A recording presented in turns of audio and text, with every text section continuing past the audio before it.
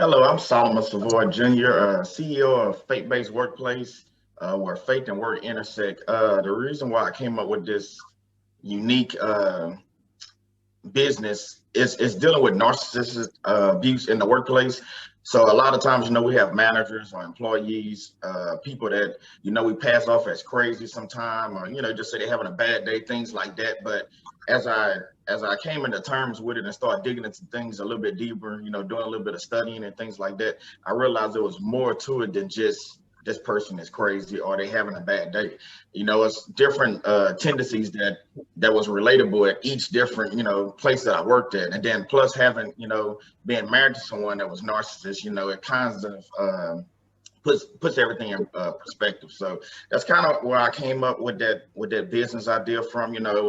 Uh, there was some hard times, working with people, where they want to be the boss, and that's fine, or the supervisor, whatever, but not listening to others' ideas and things like that. Downplaying things.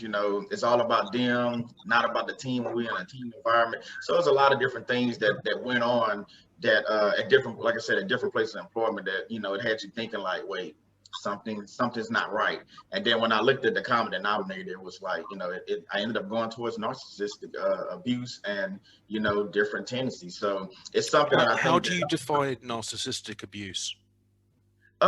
it's a few different things, that you can point out. One thing, is basically like I just said, when they downplay like some of your ideas or they steal your ideas, especially in a workplace environment. So Mm. when they're doing things like that, or like when, let's say, promotion's supposed to come down and you think you're about to get something, and the manager being pretty much pumping you up like, yeah, you're going to get it, then it comes down and then you don't get it. It's just setting you up for failure at the end of the day. And they wonder why they have high turnover rates at some of these places of business.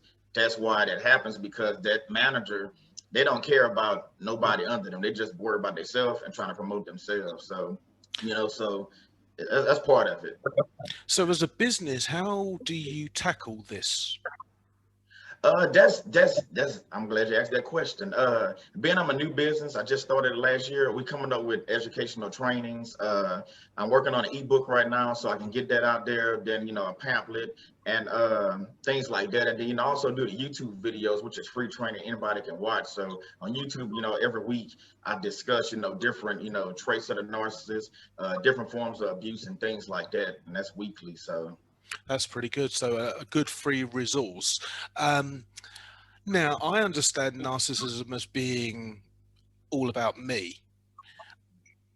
In a work environment, I know people that are micromanagers.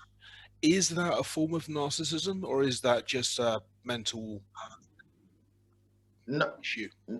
Now, micromanagers and microaggression can also fall into that trait because they want to be in control of everything. Narcissists are usually very controlling, Mhm. so that's all part of that dominating mindset that they want to control everything. So that can be. I'm not saying everybody that's a micromanager is a narcissist, so I don't want to get in everybody like, well, nah, I'm just that's the way I operate, But some people, yes, when they micromanage and they have microaggression, that can be, signs of narcissistic behaviors. And where do you think this comes from? To be honest with you, some of it is genetic. Let's be honest. I'm not a doctor, so I'm not gonna sit here and say I'm diagnosing people, but I do believe in God and I do practice discernment. So my thing is, some of it can be genetic and some of it is like a learned behavior, something that they've seen and just been that way, all their life. So Do you think that that's something that, because I have a view, but I want to see, do you think that's something that everyone's exposed to, or it's only certain individuals? to be honest with you, I think we all have narcissistic traits. I think I even have some, but I think everybody reacts to it differently. It's like knowing right from wrong. Like some things I know I'm not going to treat this person evil, or what I'm saying. So I know certain things not to do. So it's how they react to it and things like that. Okay, because I spent 10 years working with children in primary school, and the whole nature of hierarchy and this I'm the boss, you're the subordinate is very much branded into us from the age of 4. So I'm quite surprised that more people aren't potential customers. Yeah, I got you.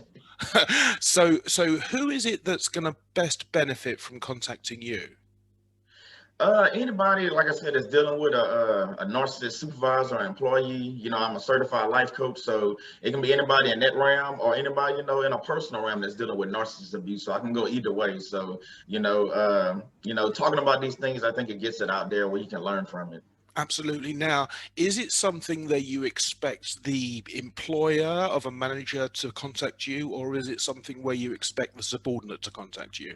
Nah, it's gonna be the subordinate. The manager is usually the one, because if you look at narcissists, they're usually in a high ranking Yeah.